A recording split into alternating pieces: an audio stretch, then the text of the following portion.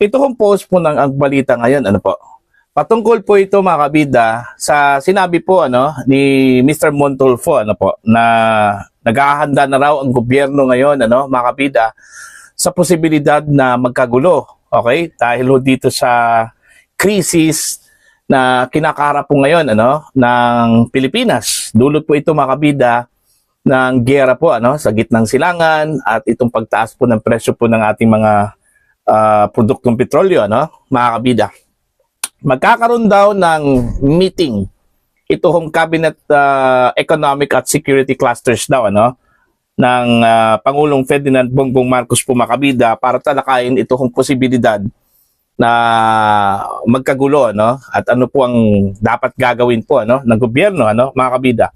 Eto, babasahin ko lang po ito pong article po ng Ang Balita ngayon. Naghahanda na sa riot at looting, gobyerno umano'y naghahanda sa posibleng kaguluhan dulot ng krisis. Ayan. Umani ng atensyon ang pahayag ng broadcaster na si Montulfo matapos niyang ibunyag na umano'y naghahanda na ang pamahalaan sa posibleng kaguluhan kabilang ang riot at looting sa gitna ng lumalalang krisis pang-ekonomiya na may kaugnayan sa tensyon sa Middle East. Sa kanyang social media post, sinabi ni Tulfo na magpupulong ang Economic at Security Cluster ng Administrasyong Marcos upang pag-usapan kung paano haharapin ang sitwasyon. Ito yung exact na sinabi po ni Tulfo sa kanyang post po, mga kabida. BBM Cabinet's Economic and Security Clusters will be meeting in Malacanang in the coming days. Ayon pa sa kanya, ang layunin ng pulong ay tugunan ang lumalalang krisis sa ekonomiya. Okay? My Tweety Bird says the agenda is how to handle the dire economic situation brought about by the Middle East conflict. Ayun, mga kabida. Bukod dito, binanggit din ni Tulfo na paigtingin ang seguridad ng Malacanang at sa mga critical na pasilidad tulad ng oil depot at financial institutions. Ayun. Security around the palace will be enhanced as well as the vital installations such as oil depot and financial institutions. Okay? Sa huling bahagi ng kanyang pahayag, sinabi niya na may hakbang ang gobyerno upang maiwasan ang kaguluhan sa lansangan. Nauna nang nagbabala si Tulfo sa posibleng epekto ng krisis sa mamamayan. More people will go hungry in the coming days. Okay? Sa ngayon, wala pang opisyal na kumpirmasyon mula sa Malacanang hinggil sa naturang paghahanda.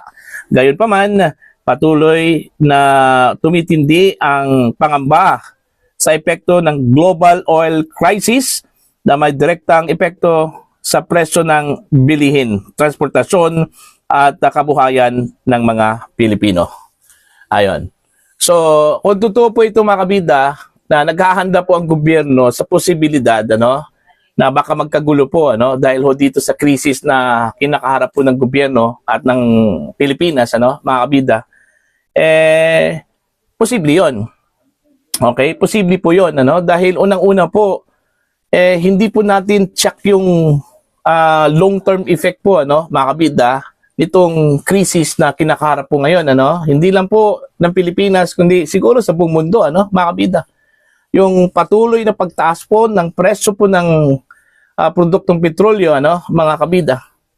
Okay, marami nga nagsasabi po mas matindi pa raw ito sa pandemic. Okay? Dahil nung pandemic daw, mga kabida, at least limitado po, alam po natin yung hanggang saan lang po. Okay? Yung boundary po niya, mga kabida. Unlike po ngayon, patuloy pong tumataas po ang presyo po ng produktong petrolyo, kung saan po ang epekto dito, mga kabida, ay doon po sa pangunahing bilihin, kabuhayan at transportasyon po, mga kabida. At hindi rin natin check kung kailan po matatapos itong giyera, mga kabida, sa pagitan po ng Estados Unidos, Israel, laban po sa Iran, mga kabida. Pero dapat hindi po tayo mangangamba po dito, Bakit?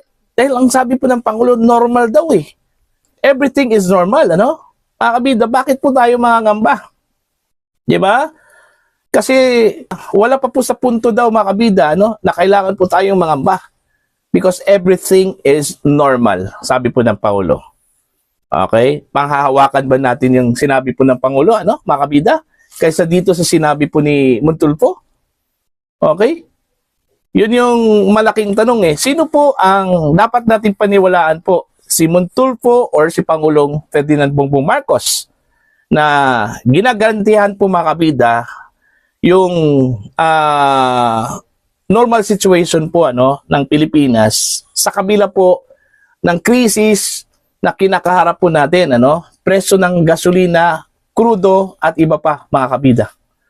Kasi ang pinagbabatayan lang po ng Pangulo po dito yung supply. Kasi meron daw tayong sapat na supply ng pagkain at oil, ano, mga kabida, itong mga produktong petrolyo.